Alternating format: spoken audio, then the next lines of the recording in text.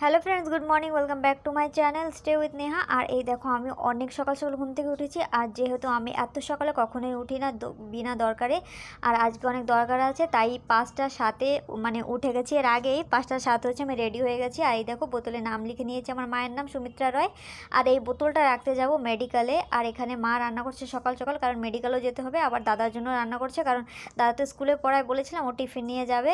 তো এই দেখো দাদাকে যেহেতু ঠেলে ঠুলে উঠিয়েছি, ও উঠবেই না। তারপরে উঠেছে, তারপরে জামা খুঁজছিল, জামা পরে তারপরে রেডি হয়ে যাচ্ছে। আমিও যাবো ভেবেছিলাম, রেডি হয়েছিলাম, কিন্তু আমার আর যাওয়া হয়নি, কারণ হেলমেট শুধু একটাই ছিল। আর হেলমেট ছাড়া তো যাওয়াই যাবে না, কারণ পুলিশে ধরবে। আর আজকে ওর বন্ধুও ঘরে নেই যে ওর বন্ধুর কাছ থেকে একটা হেলমেট নিয়ে যাব।